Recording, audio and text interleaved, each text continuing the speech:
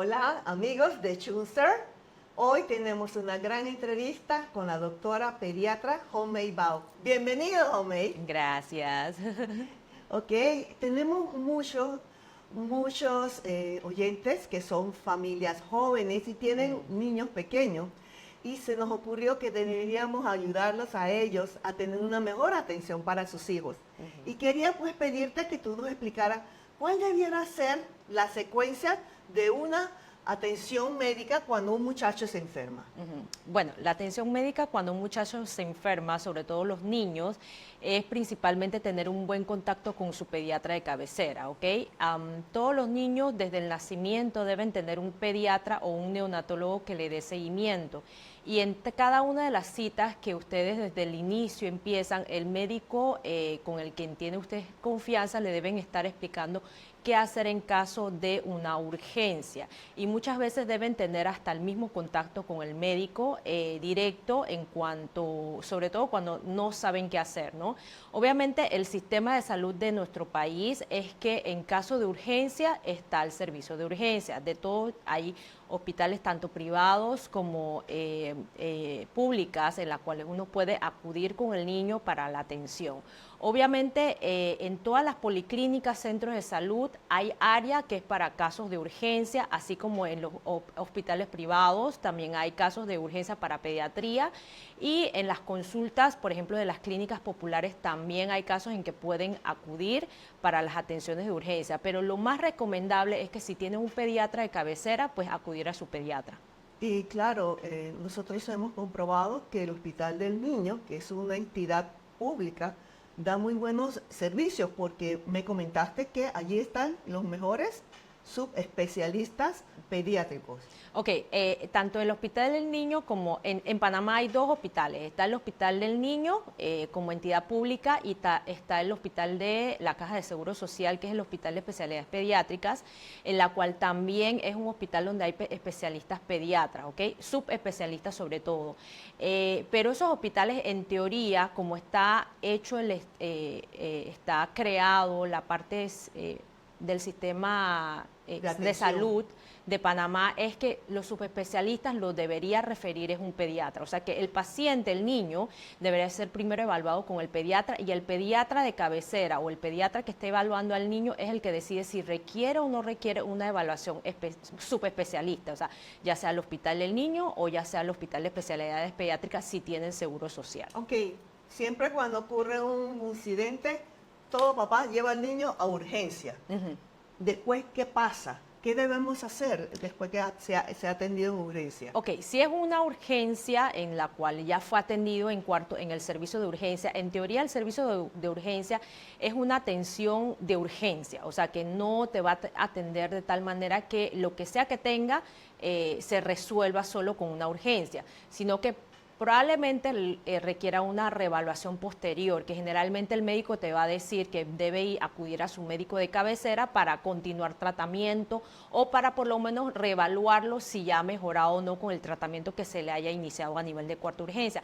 O a veces ocurre que se le inicia un estudio y que no se ha completado y que requiere cierto tiempo para evaluarlo, y que obviamente eso lo va a evaluar su médico de cabecera, que generalmente es el pediatra. Así que siempre insistimos que todo niño debe tener un pediatra de cabecera. Eso es muy importante porque hay que darle seguimiento a todo su desarrollo y crecimiento, pues. Háblame un poquito de las inmunizaciones. Tenemos muchos resfriados ahora en la escuela. ¿Qué debemos de hacer? Ok, las inmunizaciones, como verán, en Panamá tenemos el programa ampliado de inmunización, que es parte de todos los niños en su crecimiento. Y entre una de esas, pues está la que se pone todos los años, la influenza. Entonces, esto disminuye verdaderamente digamos que al ayudarlos con la vacuna, disminuyen los casos de influenza. Y al disminuir, obviamente, mientras más gente se esté vacunado y esté protegido, menos casos va a haber de influenza y menos gravedad hay, ¿ok? Pero entiendo que hay personas que pues le tienen un poquito de temor a las inmunizaciones, pero se ha demostrado que por lo menos la influenza tiene muy buena efectividad, disminuye los cuadros. De hecho, en este año, si ven, han aumentado mucho los cuadros porque llegaron muy tarde esa vacuna, llegó casi a mediados de mayo, cuando normalmente debería llegar en abril, y por eso es que se ha disparado los casos de resfriado, sobre todo por influenza, y aumentó obviamente las hospitalizaciones, ¿no? Porque sobre todo los niños que tienen alguna condición pulmonar crónica, por ejemplo el asma, pues a ellos un resfriado con una influenza pues les va mal. Entonces, y sobre todo cuando no tienen un buen control a nivel ambulatorio, pues generalmente se complican y requieren ya un manejo más especializado en un hospital. Tenemos que aclarar que cuando hablamos de le va mal, puede llegar este niño a fallecer. Por supuesto que sí. De la influenza, ¿ve? Por supuesto que sí. Y este sistema de inmunizaciones que lo pone el Ministerio de Salud es totalmente gratis. Sí. Y se pone desde los centros de salud, los hospitales privados, los hospitales públicos, el Seguro Social, todos lados, porque la doctora Hong me dijo, todo eso es un derecho del niño de ser vacunado. Exacto. ¿Ve? ¿Qué otras medidas debemos de tomar para estos resfriados que nos vuelven locas? Ok, gracias a Dios, diría yo, que llegó la pandemia y en algo la pandemia nos ayudó a concientizarnos más respecto al manejo de las enfermedades respiratorias, ¿no? Una de esas es el uso de mascarilla. Entiendo que mucha gente está en contra, pero hay personas que son más críticos y saben que cuando tienes síntomas respiratorios, pues la mejor manera es no contagiar a los demás. Así que el uso de mascarilla ayuda, ¿ok?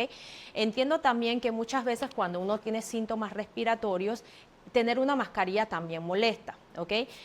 Pero obviamente hay que cambiarlo de vez en cuando si eso está mojado, porque disminuye la efectividad del contagio al tener una mascarilla mojada.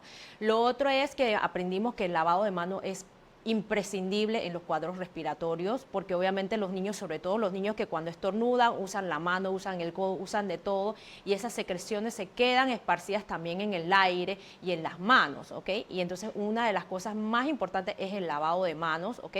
Y obviamente si no tienen una pluma cerca para poder lavarse las manos, está el gel alcoholado, que es una muy buena manera también de eliminar los gérmenes en las manos. También una buena nutrición, algo que se ha perdido en la actualidad gracias a tantos productos procesados, ajá, claro, las burundangas. Entiendo que todos los niños tienen derecho también de disfrutar eso. Sin embargo, hay que saber que la malnutrición, que es comer mal, también influye en las defensas del cuerpo. Obviamente un niño que no está bien nutrido se va a enfermar mucho más frecuente.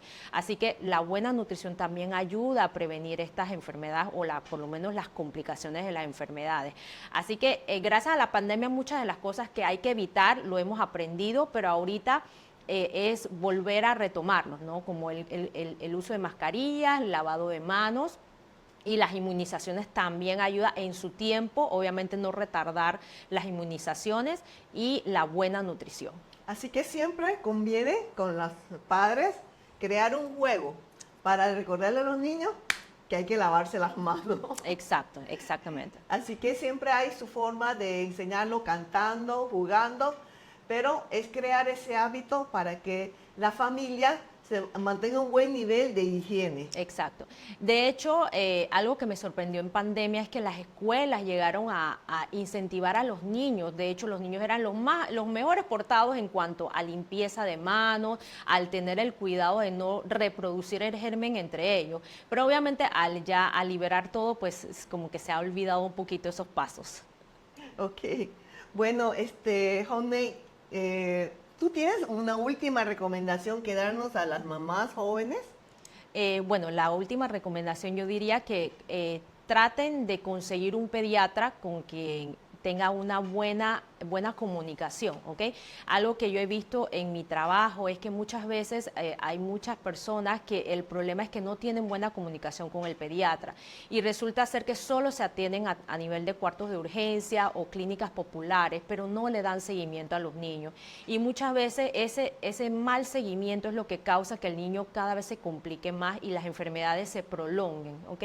Entonces es muy importante cuando ocurren esas situaciones, muchas veces lo que me he percatado es que no se llevan bien con el pediatra o no tienen ese buen rapport con el pediatra. Y en esos casos yo sí les recomiendo cambien de pediatra hasta encontrar a uno con el cual ustedes tengan la seguridad y la confianza de poder darle el seguimiento, porque ese es todo el derecho de todos los niños, tener un pediatra de cabecera. Y si en caso que no hables mucho español, aquí hay una pediatra que habla chino. Bueno, tenemos en Panamá varios médicos pediatras que hablamos chino, así que estamos a la orden, obviamente. No somos muchos, pero los poquitos que hay creo que podemos dar el abasto a los que hay. Igualmente ya en la actualidad hay muchos colegas que se están formando, que hablan chino y que muchos hasta leen, ¿ok? Y eso pues nos puede ayudar a mejorar el sistema de salud para nosotros los chinos. Entonces, también yo pudiera concluir que normalmente lo que yo he observado es que nuestros paisanos siempre han comprado una póliza de salud para sus hijos. Eso facilita mucho para no tener que hacer largas horas de espera y todo eso. Y pueden ir tranquilamente a una clínica privada y que sea atendido con más velocidad. Pues entonces creo que esa será nuestra tendencia porque a veces no tenemos mucho tiempo. Si ustedes necesitan de la doctora, ella está muy accesible en el centro pediátrico y especializado en brisas del golf. Ahí están un par de doctores que hablan chino y es un lugar muy céntrico y les atenderán con mucho cariño. Y entonces sería muy bueno pues que estén considerando todo eso, especialmente cuando ya nuestros hijos se enferman. Muchísimas gracias, Homemade, por ese tiempo, por ese explicaciones que nos ha podido dar. A la orden. Nos vemos. Pues, hasta luego.